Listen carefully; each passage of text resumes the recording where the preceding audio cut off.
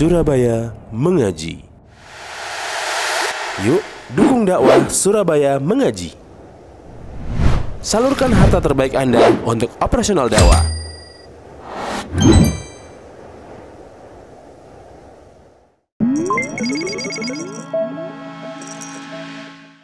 Nahmaduhu wa nasta'inuhu wa nastaghfiruh wa na'udzu billahi min shururi anfusina wa sayyiati a'malina.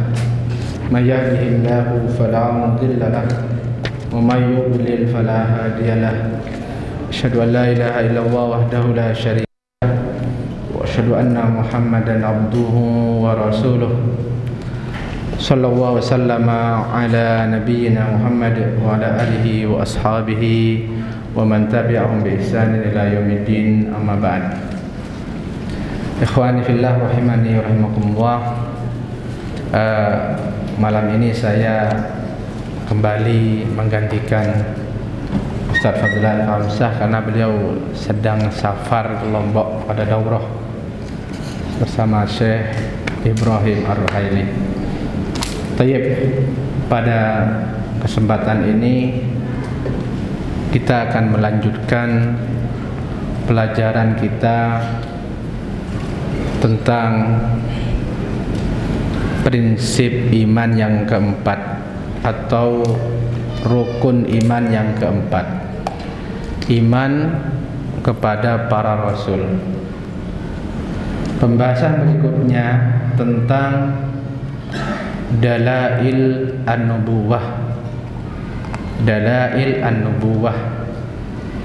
Dalail artinya bukti atau simbol kenabian. Jadi nabi itu, seorang nabi itu ada ciri khasnya. Suatu ciri khas yang tidak ada pada selain nabi. Jadi seandainya muncul orang yang mengaku nabi, hanya mengaku-ngaku seorang pendusta, maka mudah kita mengetahuinya. Dari sini kita bisa membedakan siapa yang jujur pengakuannya sebagai nabi dan siapa yang dajjal, dusta dengan pengakuannya sebagai nabi. Nah, beliau mengatakan dalailun nubuwah, simbol kenabian artinya al-adillah, bukti, petunjuk, allati tu'rafu biha nubuwatun nabiyyis shadiqi, petunjuk untuk mengetahui nabi yang jujur, nabi yang benar. Wa yu'rafu biha kadhibu al-mudda'i lin-nubuwah minal mutanabbi'in al-kadhibah atau kadzabah, dan juga dapat diketahui kedustaan orang-orang yang mengaku-ngaku nabi. Jadi di ini ada ciri khas seorang nabi, ciri-ciri yang hanya ada pada nabi, gitu kan, nabi yang asli. Sehingga bila ada yang mengaku nabi tapi tidak ada ciri-ciri ini, bisa langsung dipastikan dia bukan nabi, dia palsu, dia pendusta. Wadalailu an-nubuwati katsiratun wa mutanawwi'atun wa ghairu mahsuratin. Bukti atau simbol kenabian itu banyak, bermacam-macam, kata beliau, tidak terhitung. Jadi mudah, bisa jadi kan, kadang-kadang kita bisa di zaman ini ada orang mengaku nabi, kita yakin bahwa ini bukan nabi, tapi kadang-kadang kita nggak bisa membuktikan kalau dia bukan nabi. Kita tidak bisa menjelaskan kepada orang, tidak bisa menampakkan bukti argumen kalau dia bukan nabi. Hanya kita aja nggak beriman kalau dia nabi. Sekedar kita hanya tahu bahwasanya Khatamul Anbiya, Muhammad Khatamul Anbiya, misalnya begitu. Tidak semua orang kemudian percaya hanya dengan dalil itu, hanya dengan dalil sam'iyah, Al-Quran atau hadis. Tidak semua. Sebagian kadang-kadang butuh atau minta bukti logis, bukti dalil-dalil akliyah kadang-kadang, atau dalil-dalil hissiyah, dalil-dalil yang tampak, ciri-ciri, sifat-sifat. Nah, bisa sering kita itu ada beberapa kali ya di masa kita hidup ini, ada orang muncul mengaku sebagai nabi. Kita yakin dia bukan nabi, kita yakin, tapi nggak bisa jelaskan ke orang. Nah, kalau ada orang bilang dia bukan nabi, sudah mentok di situ, malas gitu aja. Yang penting saya yakin dia bukan nabi, karena nabi terakhir Nabi Muhammad, tapi nggak bisa jelaskan ke orang. Nah, tapi dengan kita mengetahui ciri-ciri ini, maka bisa kita pastikan, mudah kita menjelaskan ke orang. Kalau nabi itu harus begini, tapi dia kok begini. Seorang nabi itu harus punya ini, tapi dia nggak ada. Nah, kemampuan nabi dan sebagainya begitu. Yang pertama, simbol seorang nabi itu adalah al-mu'jizah, mukjizat. Apa itu mukjizat? Ismun fa'il minal ajzi al-muqabil lil qudrah. Dialah isim fa'il dari kata ajiz, lemah, lawan dari qudrah, mampu. Jadi kata mukjizat ini diambil dari kata al-ajzu, artinya lemah atau tidak mampu, tidak memiliki kemampuan. Dalam Qamus Al-Muhit dikatakan mu'jizatun nabi ma'ajaza bihil khasma inda tahaddi, yaitu mukjizat nabi yaitu sesuatu yang membuat musuh tidak mampu menandinginya, mendatangkan yang sama dengannya ketika diminta untuk mendatangkannya. Ini disebut mukjizat karena musuh tidak bisa menghadirkan minimal yang sama, seperti mukjizat Nabi Muhammad Al-Quran. Di zaman Nabi SAW itu, ketika itu bangsa Arab terkenal dengan kekuatan bahasanya ketika itu ya, sedang bagus-bagusnya bahasa Arab di zaman Nabi SAW. Datanglah Al-Quran, diantaranya adalah dengan kekuatan bahasa yang luar biasa, yang tidak ada satupun dari mereka, padahal mereka ahli bahasa, yang mampu mendatangkannya. Mukjizat Nabi Musa alaihissalam diantaranya tongkat berubah jadi ular hidup. Ular itu hidup. Di mana ketika itu, di zaman itu sedang gencar-gencarnya para penyihir. Namun sihir mereka sifatnya hanya khayal, menghayal, membuat orang-orang yang hadir di situ, halayak itu, seolah-olah melihat ular dari tali-tali tambang yang mereka lempar.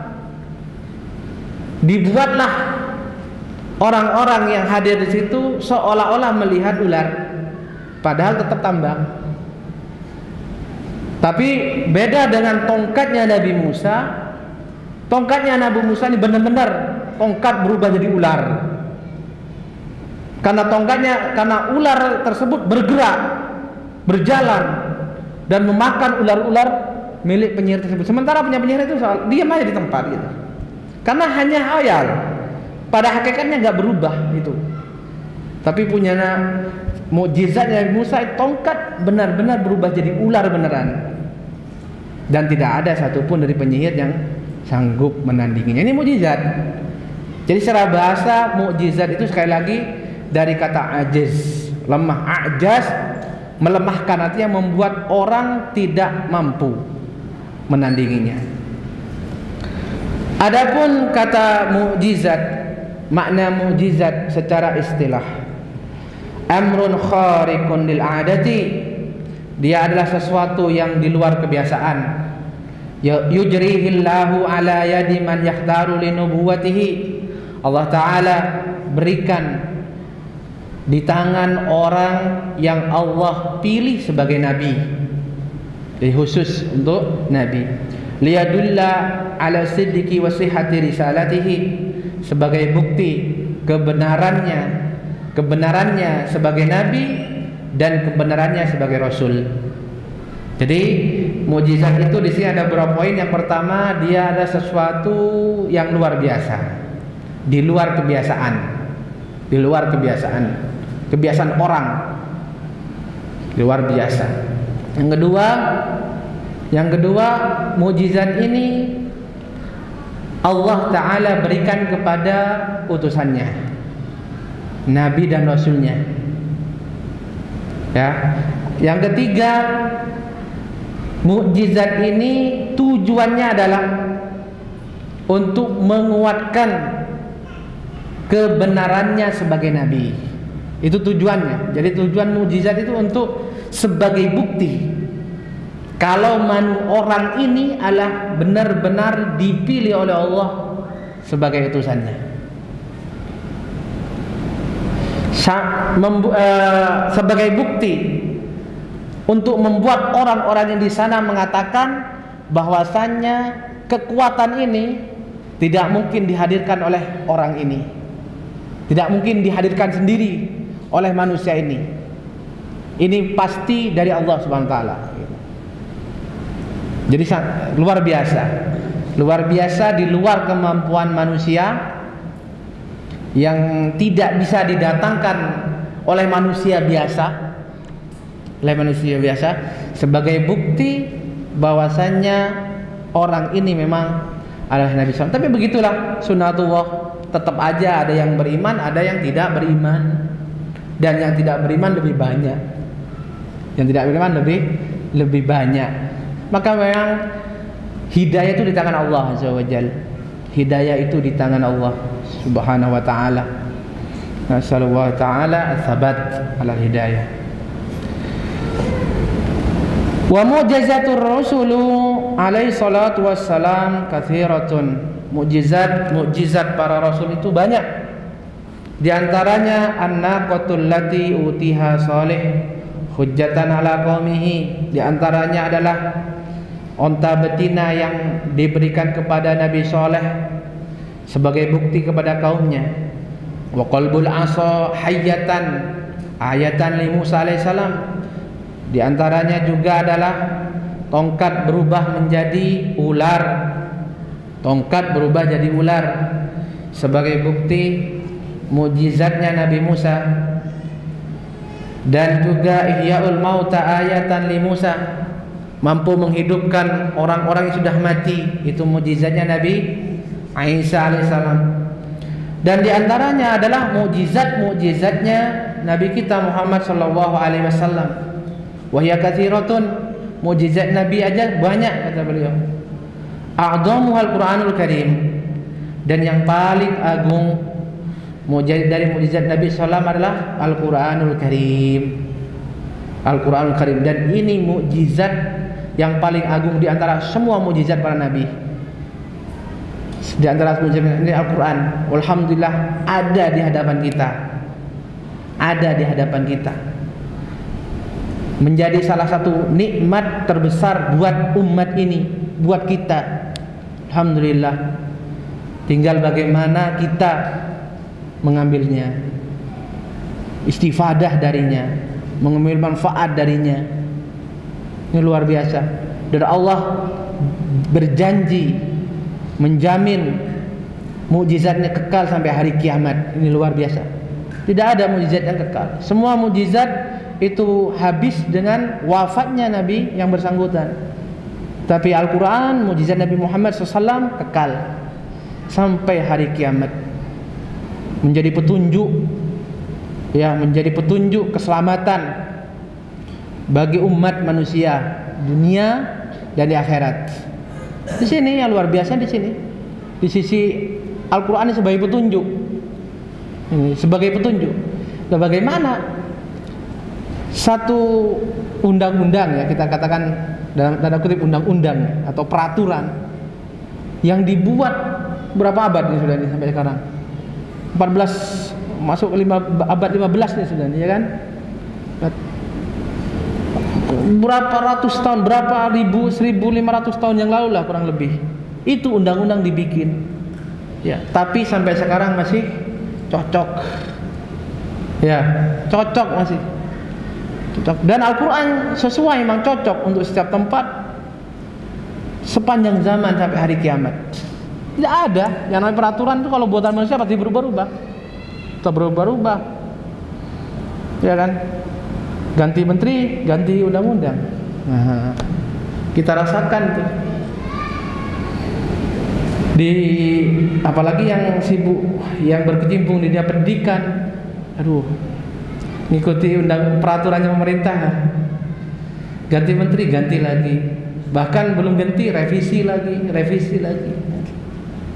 gak cocok ini, gak cocok di sini belum tentu cocok di tempat yang lain.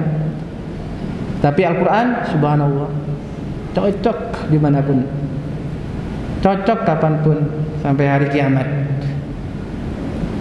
Tidak ada yang berbenturan dengan Al-Quran kecuali pasti tersesat, pasti buruk, pasti jelek. Contoh sekarang ya, mudahnya HAM. Orang-orang yang mengatasnamakan HAM kadang-kadang mengatakan hukum qisas itu kejam, gitu kan, merusak, bertabrakan dengan hak asasi manusia. Sudah, kita nggak usah jauh-jauh, nggak usah terlalu dalam membantahnya. Kita katakan saja, kita tanyakan saja kepada, apabila ada orang terbunuh, dibunuh misalkan, dibegal, dimutilasi, gitu kan. Tanya aja ke keluarganya, maunya ibu, maunya bapak ini pelaku diapakan? Apa jawabannya? 20 tahun saja? 30 tahun saja? Enggak. Dibunuh. Dibunuh itu fitrah gitu. Itu fitrah. Berarti Al-Quran sesuai dengan fitrah. Al-Quran sesuai dengan fitrah. Beda kalau orang yang berpikiran dangkal, orang yang tidak faqih dalam Islam, mungkin seolah-olah Islam itu mudah sekali menumpahkan darah. Orang yang membunuh dibunuh. Enggak semudah itu juga. Karena perlu sidang yang panjang, ya kan? Di situ orang yang membunuh itu ada berapa macam? Sudah tahu enggak itu?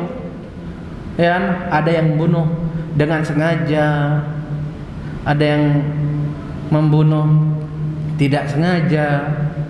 Ada 3 macam pembunuhan. Ya, yang mana kisah itu hanya satu saja, yang membunuh dengan sengaja. Kapan dikatakan membunuh sengaja? Ada ketentuan-ketentuannya. Beginilah baru dikatakan sengaja. 1, 2, 3. Itu pun kalau ahli warisnya tidak ridho dengan dia, dengan tebusan. Kalau salah satu warisannya ridho dengan dia, sudah nggak jadi dibunuh, tapi diganti dengan bayar diat panjang. Dipelajari dulu. Jadi memang betul-betul ketika sudah seorang itu berhak untuk dibunuh, untuk ditegakkan hukum qisas sesuai dengan ketentuan Islam, memang sudah layak, pantas sudah. Pantas. Sama dengan mencuri juga, ya kan? Mencuri dipotong tangannya. Mencuri dipotong tangannya, hilang tangannya. Enggak semudah itu.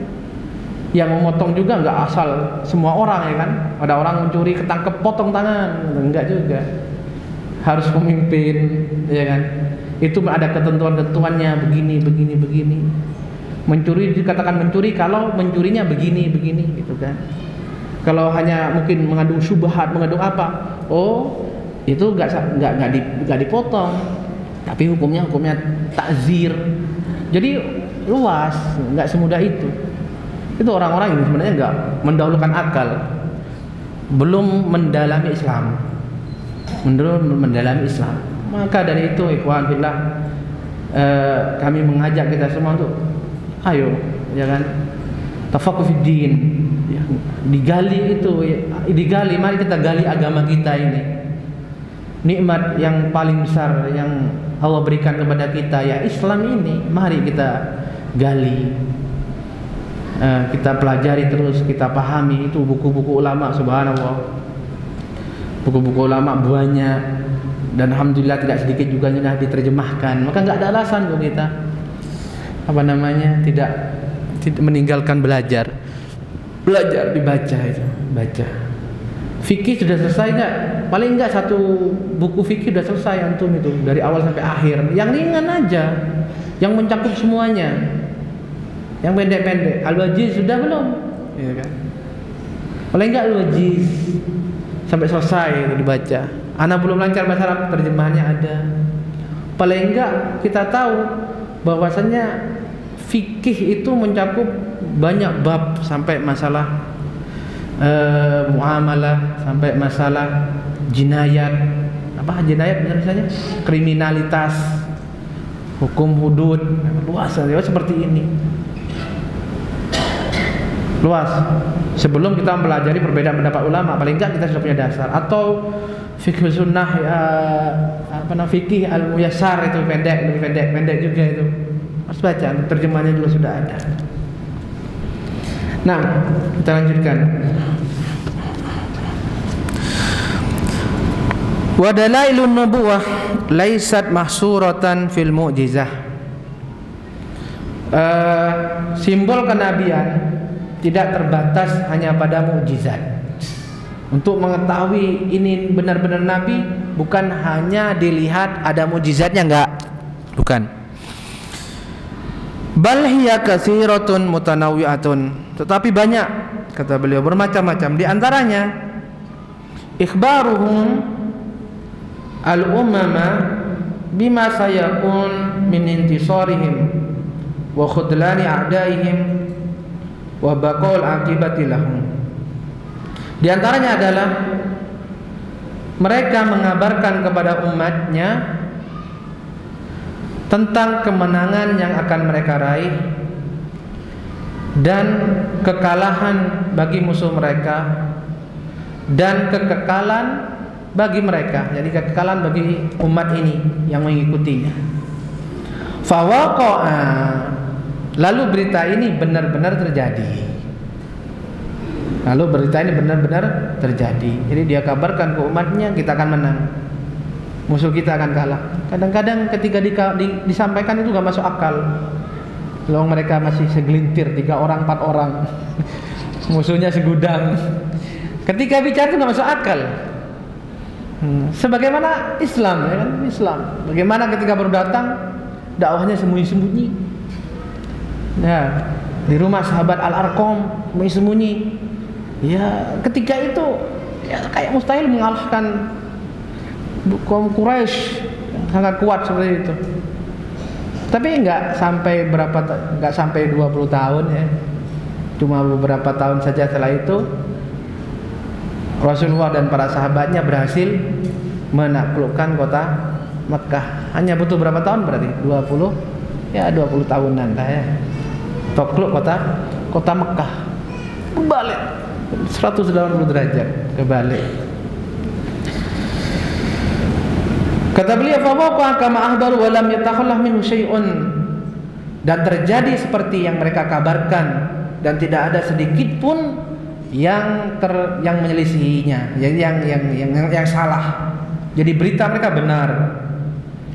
Kama hasala li Nuh. Subhanallah. Sebagaimana yang terjadi pada Nabi Nuh. Lihat. Subhanallah. Kalau tahu cerita Nabi Nuh kan luar biasa. Bagaimana itu? Nabi Nuh membuat kapal besar sekali. Iya. Di mana dia bikin? Pinggir laut enggak rumahnya? Iya kan? Gimana itu? Dengan pengikutnya sedikit. Dengan begitu tetap menjanjikan kemenangan. bagi kaum yang sedikit ini, kekalahan bagi orang-orang yang kufur. Tapi itu benar-benar terjadi. Nabi Hud, Nabi Saleh, Nabi Syuaib, Nabi Ibrahim, Nabi Lut, Nabi Musa, dan juga Nabi kita Muhammad sallallahu wasallamu alaihi ajma'in. Yang ketiga di antara yaitu simbol kenabian, anna ma ja'u bihi min asy-syara'i wal akhbar fi ghaib al-ihkam wal itqam wa kasf al-haqa'iq wa adil halqi mimma yu'lamu bid-darurati anna misru la yasdur illa an a'lamin nas wa abarrihim. Bahwasanya syariat yang mereka bawa, berita-berita yang para nabi ini bawa, benar-benar berita-berita yang benar-benar kokoh, benar-benar mutqin, yaitu hal-hal yang luar biasa, dan membuka ilmu, menjadi sumber ilmu, petunjuk bagi makhluk, yang dengannya semua orang mengetahui, umat itu mengetahui bahwasannya yang dibawa ini tidak mungkin kecuali dari sebaik-baik makhluk, kecuali dari makhluk manusia yang paling berilmu di antara mereka. Ini di antaranya. Tapi sekali lagi, hidayah di tangan Allah. Ya, hidayah di tangan Allah. Tetap aja sebagian besar mereka mengingkari, sebagian besar mereka mengkufuri. Jangan heran, karena memang hidayah di tangan Allah Azza wa Jal. Maka dari sini kita ambil pelajaran, ya, tugas kita hanya menyampaikan, hanya memperingatkan, memberi kabar gembira sebagai penerus para nabi, dan kita tidak dibebani untuk merubah, ya, merubah manusia.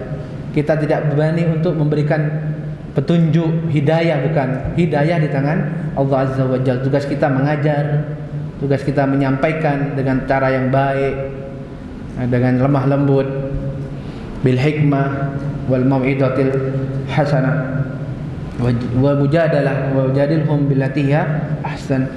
Ini tugas kita. Jadi jangan takut untuk menyampaikan. Tabligh ini, tabligh sering kita itu terhenti, ya, terhalang untuk menyampaikan dakwah hanya karena takut tidak diterima, hanya karena takut tidak diterima. Waduh, orang-orang di kampungku wangel kayaknya, bebel-bebel semua, keras kepala, koyah angel, sekolah semua. Wis di Surabaya aja lah. Aduh, enak di Jakarta aja lah, gitu misalkan. Nah ini kayaknya nggak akan berubah, susah kalau di kampung saya. Nggak jadi dakwah, ini keliru. Tugas kita bukan merubah orang, tugas kita menyampaikan. Orang berubah itu di tangan Allah, hidayah itu di tangan Allah Azza wa Jalla. Para nabi aja nggak bisa merubah, ya kan? Para nabi juga hanya menyampaikan basyiro wa nadhiro, pemberi kabar gembira dan pemberi peringatan saja. Di antaranya, yaitu di antara simbol kenabian, annallaha yu'ayyiduhum ta'idan mustamirran, bahwa Allah Ta'ala menolong para nabi ini dengan pertolongan yang kontinu, pertolongan terus menerus. Wa qad ulima min sunnati subhanahu annahu la yu'idul kadzdzab bimisli ma yu'addu bi shadiq. Sebagaimana diketahui di antara sunnatullah bahwasanya Allah tidak akan menolong pendusta. Pendusta di sini maksudnya orang yang mengaku-ngaku nabi, ya, nabi palsu. Tidaklah menolong mereka seperti Allah menolong nabi yang benar, nabi yang jujur. Bala buddan yaftadihal kadzdzab, bahkan nabi palsu pasti tersingkap aibnya, pasti terbuka kedustaannya. Wa qad yumhiluhu wa summa yuhlikuhu. Mungkin Allah Subhanahu wa taala menangguhkan mereka. Enggak langsung dibuka, dibiarkan mereka. Namun kemudian pada akhirnya pasti Allah membinasakan mereka. Nah, kita buka aja cerita-cerita, kisah-kisah tentang nabi palsu. Nabi palsu, ada yang lama memang, ada yang lama. Musailamah bin Kadzdzab lumayan. Tapi akhirnya Allah Subhanahu wa taala membinasakan mereka. Enggak ada yang bertahan, enggak ada. Semuanya Allah pada akhirnya Allah binasakan. Wa minha, di antaranya juga anna tariqatahum wahidatun. Jalan para nabi ini, jalan para rasul ini itu satu. Apa itu? Ya'muruna bihi min ibadatillah. Mereka mengajak manusia untuk beribadah kepada Allah. Nah, ini di antara ciri khasnya. Nabi itu semuanya dari awal sampai Nabi Muhammad, tugas utama mereka, prioritas dakwah mereka itu ngajak untuk beribadah kepada Allah. Intinya beribadah kepada Allah. Wal amal bi taatihi, mentaatinya. Wat tasdiqu bil yaumil akhir, membenarkan hari akhir, hari kiamat. Wal imanu bi jami'il kutubi war rusul, dan mengimani semua kitab dan semua rasul. Mengimani semua kitab dan semua rasul itu semuanya. Fala yumkinu huruju wahidin minhum amma ittafaqu alaihi. Tidak ada seorang pun dari para nabi ini yang keluar dari yang mereka sepakati ini. Ya, jadi di antara yang disepakati, semua nabi ajakannya pasti mengajak untuk beribadah kepada Allah. Meskipun cara beribadahnya berbeda-beda gitu kan. Tapi semuanya intinya mengajak kepada tauhid, hanya beribadah kepada Allah Subhanahu wa taala. Hanya saja cara beribadah, ritual ibadahnya itu yang berbeda-beda syariatnya. Tapi intinya beribadah kepada Allah, mentaati Allah Azza wa Jalla, beriman kepada hari akhir. Fahum yusaddiqu mutaakhiruhum mutaqaddimuhum. Di antara para nabi ini, yang datang belakangan membenarkan yang datang duluan. Ini sudah serangkai ini. Yang datang belakangan membenarkan nabi yang datang sebelumnya, tidak mendustai. Wa yubashiru mutaqaddimuhum bimutaakhirihim. Yang datang duluan menyampaikan kepada umatnya kabar gembira dengan datangnya nabi berikutnya. Nanti akan ada nabi lagi. Nanti akan ada nabi lagi sepeninggalku. Kenapa disebut kabar gembira? Karena umumnya umat itu akan sedih ketika nabinya wafat. Maka tenang, nanti ada nabi lagi. Sedih lah. Bagaimana gak sedih kan? Bagaimana masih kan kepikirannya begini. Ya, alhamdulillah, misalkan generasi kita belajar langsung dengan nabi kami misalkan. Tapi setelah nabi ini, bagaimana dengan anak saya? Mungkin anak saya belajar ke saya, alhamdulillah. Bagaimana cucu? Bagaimana generasi berikutnya? Makanya ketika nabi ini mengabarkan akan ada nabi lagi setelahnya, kabar inilah kabar gembira. Kama basyara al-masihu wa man qablahu bi Muhammadin sallallahu alaihi wasallam. Sebagaimana Nabi Isa alaihissalam dan nabi-nabi yang sebelumnya itu mengabarkan sebagai kabar gembira dengan datangnya Nabi Muhammad sallallahu alaihi wasallam. Wa kama saddaqa Muhammadun jami'an nabiyyina qablahu. Dan sebagaimana Nabi Muhammad sallallahu alaihi wasallam membenarkan nabi-nabi yang sebelum beliau sallallahu alaihi wasallam. Ini di antara ciri khasnya. Cirinya saling, nabi yang datang belakangan membenarkan yang sebelumnya, nabi yang sebelumnya memberikan kabar gembira. Ini di antara ciri khasnya, itu pasti. Kalau ada nabi yang mengaku nabi kemudian menafikan salah satu nabi yang disebut, maka udah, ini palsu, ini dusta. Di antara simbol kenabian, bukti kenabian, ta'idullah lil anbiya, pertolongan Allah bagi para nabi. Faqad ulima min sunnatillah wa adatihi annahu la yu'addil kadzab. Di antara sunnatullah yang berlaku, bahwasanya Allah tidak akan menolong pendusta, tidak akan menolong orang yang mengaku-ngaku nabi palsu. Bal yafdahul kadzab wa la yansuruh. Tetapi Allah justru akan menampakkan keburukan pendusta ini, dan Allah tidak akan menolongnya sama sekali. Bala budda an yuhlikahu, bahkan Allah pasti akan membinasakannya. Baik. Lalu beliau mengatakan, wa idza nasara malikan zaliman musalliton. Apabila Allah menolong seorang raja zalim, ya, zalim yang berkuasa, zalim berkuasa, ini udah luar biasa ya.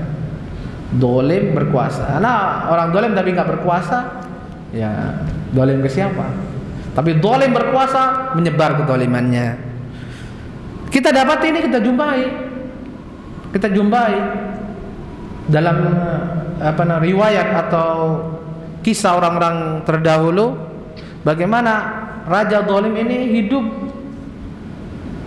sampai beberapa generasi.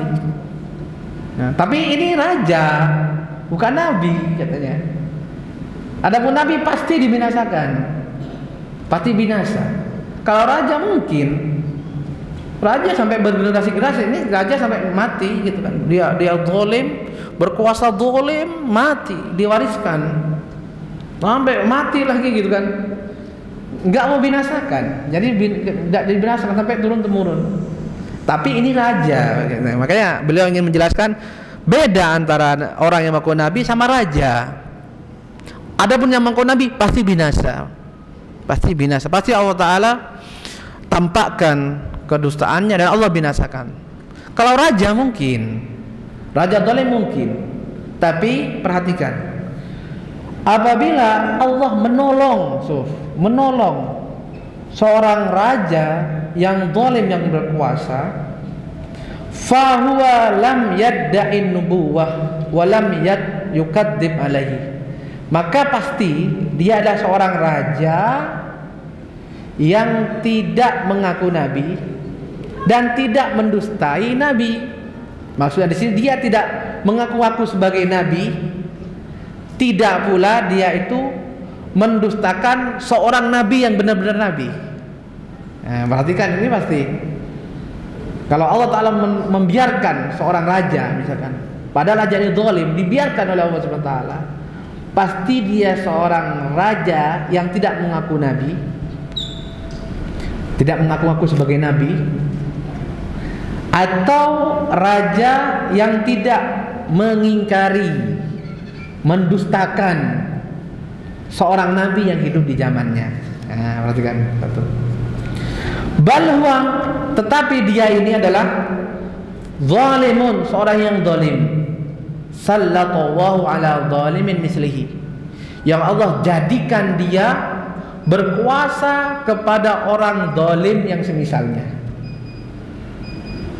Dia Allah Ta'ala jadikan berkuasa kepada orang zalim yang semisalnya. Bisa jadi, karena bisa jadi maksudnya di sini ada macam-macam.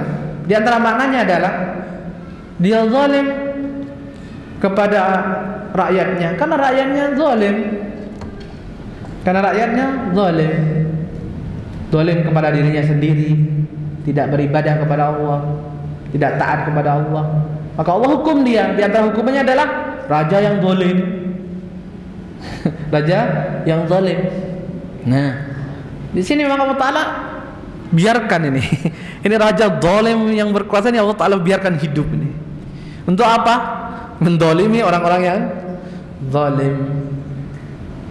Maka ya ikhwah, di antara sebab utama zalimnya penguasa itu maksiatnya rakyatnya. Maksiatnya rakyat. Maka sebagai rakyat hendaknya dia introspeksi diri dulu. Ya, ketika dia dikuasai oleh seorang raja yang zalim, menzalimi dia, maka yang pertama dia lihat adalah dirinya sendiri. Dirinya sendiri. Hak-hak Allah apakah sudah ditunaikan? Kalau sudah melihat dirinya, alhamdulillah, soleh kita nih, alhamdulillah soleh. Jangan lihat diri sendiri. Ini berkaitan dengan kezaliman raja di kerajaannya. Maka lihat warga yang lain. Warga yang lain, kita lihat masih umumnya warganya itu ya buruk. Maka jangan salah kalau kemudian pemimpinnya buruk. Ya, pemimpinnya buruk. Apalagi kalau sudah demokrasi, ya kan? Demokrasi kan pilihan rakyat. Kalau di satu negara rajanya buruk atau presidennya buruk, ini pasti karena yang milih buruk. Karena kalau yang milih baik semua, soleh semua, kayak antum-antum, masya Allah, tidak mungkin milih yang jelek. Tidak mungkin milih yang jelek, ya kan? Tidak mungkin. Ya Ustadz, itu kalau sudah mau pemilihan itu malam-malam ada yang suap-suap gitu kan. Kenapa diterima suap itu? Ya karena buruk. Karena buruk. Mereka terima suap, bukannya kedoliman itu. Dolim maksiat itu. Ya udah, dapatlah, keluarlah besoknya pemimpin yang buruk bagi mereka. Pemimpin yang buruk mereka. Katanya kan memang pemimpin dari rakyat. Ada rakyat buruk, ya keluar orang yang buruk. Tapi kalau rakyatnya baik, pasti pemimpinnya baik, itu udah pasti. Maka kalau sesuatu negeri menginginkan pemimpin yang baik, ini tugas semuanya, berarti tugas semuanya diawali dari tugas keluarga. Kalau masing-masing keluarga, masing-masing bapak kepala keluarga di sini dan calon-calon bapak kepala keluarga di sini itu punya misi memperbaiki keluarganya. Letoh negara ini kan berawal dari keluarga. Kalau semuanya keluarganya baik, pasti negaranya baik, warganya baik semua. Kalau sudah warganya semua baik, yang muncul pasti pemimpin yang baik. Sabar gitu kan, sabar, bukan 2 hari 3 hari. Tidak bisa muncul sekarang, ada generasi berikutnya. Nah, mungkin dan kita berusaha tidak harus melihat hasilnya. Tidak harus melihat hasilnya. Yang penting kita menanam. Kita mengawali.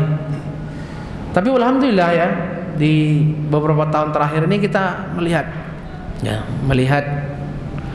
bagaimana Islam sudah kelihatan menyebar, sudah kelihatan, bisa kita rasakan manisnya. Dari mana kita lihatnya? Anak kagum sekali, anak senang sekali. Contoh misalkan ya, kalau Ramadan itu di 10 malam terakhir sudah banyak di Surabaya, kan sebenarnya bukan Surabaya, di Surabaya secara khusus. Karena kita lihat sendiri, sudah banyak yang mengadakan iktikaf. Ya, sudah banyak yang mengadakan sholat malam. Itu dulu nggak ada tuh. Nggak ada, cuma Tuan Mubarak saja. Wah, rahimahu hafidhahu ta'ala, Tuan Mubarak ya. Dari Al-Irsad pindah ke Al-Ikhlas, mungkin yang tua-tua sepuh-sepuh ini. Dari Al-Irsad ikut Al-Irsad, pindah ke Al-Ikhlas semua. Ya ingat ya Pak ya. Ke Al-Ikhlas semua, nggak ada. Sekarang daurah sekarang. Ini Ustadz stay yang muda-muda sekarang ada daurah di Bantul, di Bimbas, Seziat, berangkat sebagian ada daurah juga bersama saya Ibrahim, Ustadz Barok, Ustadz Fadlan dan yang lainnya ke Lombok. Belum lagi di tempat yang lain, kemarin Ustadz Ihab datang juga dan sebagainya. Daurah nggak ada dulu, daurah kayak seperti ini Mas saya, itu nggak ada. Yang ngadakan cuma Al-Irsad dulu ya Pak ya. Ya Setai Ali ini yang ngadakan setahun sekali. Nggak ada dulu, nggak ada daurah itu. Tapi alhamdulillah sekarang udah mulai banyak sekali. Yang lain yang baru kita lihat kemarin apa itu? Buka puasa Asyura, Tasu'a. Ini kayak baru dengar kita ini istilah Asyura, Tasu'a itu kan. Di desa waktu kita desa nggak pernah dengar mau Asyura, mau Tasu'a, nggak ada. Yang tahu kita itu apa namanya jenang suro, jenangan aja, nggak ada istilah puasa, nggak ada. Puasa Senin Kemis hidup, alhamdulillah ya. Waktu Asyura kemarin berbukanya aja kayak puasa Ramadan. Itu kayak hidup, benar-benar hidup. Sudah benar-benar hidup, alhamdulillah, ya kan? Alhamdulillah. Saling mendoakan, jazakumullah khairan itu sudah kita dengar dari siapapun, namanya jazakumullah khairan, dengar dari siapapun itu. Kalau ada jazakumullah khairan. Syukron ma'a syukri itu yang pakai bahasa Arab itu yang belajar bahasa Arab. Tapi sekarang jazakumullah khairan hampir semua. Nah, maka di sini kita lihat semangat dalam ilmu, mengajarkan ilmu. Maka katakan pada diri kita untuk mengambil bagian di sini. Saya ini hidup di zaman menyebarnya, mulai hidup lagi ini Islam, menyebarnya kembali Islam. Bagian apa yang sudah saya ambil? Apa sumbangsi saya ini? Sumbangsi saya ini zaman akan lewat ya akhi ya. Ya kawan, ini zaman ini akan berlalu. Kita juga akan punah kita ini, akan diganti yang berikutnya. Nah, apa yang kita berikan untuk zaman kita ini? Nah, maka tulabul ilm pertama ya, masing-masing orang itu kan sesuai dengan kafaahnya ya, sesuai dengan kemampuannya. Maka untuk tulabul ilm ya belajar terus dulu, nanti ada saatnya. Nanti saatnya adalah dakwah, ada saatnya. Tapi di waktu belajar ya itu dia saatnya untuk belajar sangat menentukan sekali. Belajar apalagi masih belum menikah itu bisa fokus ya, sayangi waktu antum. Nah, demikian mungkin yang dapat disampaikan. Ini masih ada beberapa lagi sebenarnya yang perlu kita sampaikan kaitan dengan apa simbol-simbol kenabian. Namun karena waktu yang terbatas, insyaallah kita lanjutkan kalau nggak ada halangan, yaitu hari Jumat ya, setiap hari Jumat. Kita cukupkan. Subhanakallahumma bihamdika asyhadu an la ilaha illa anta astaghfiruka wa atubu ilaik. Sallallahu sallama ala nabiyyina Muhammadin wa ala alihi washabbihi wasallam wa akhiru da'wana alhamdulillahirabbil alamin. Assalamualaikum warahmatullahi wabarakatuh.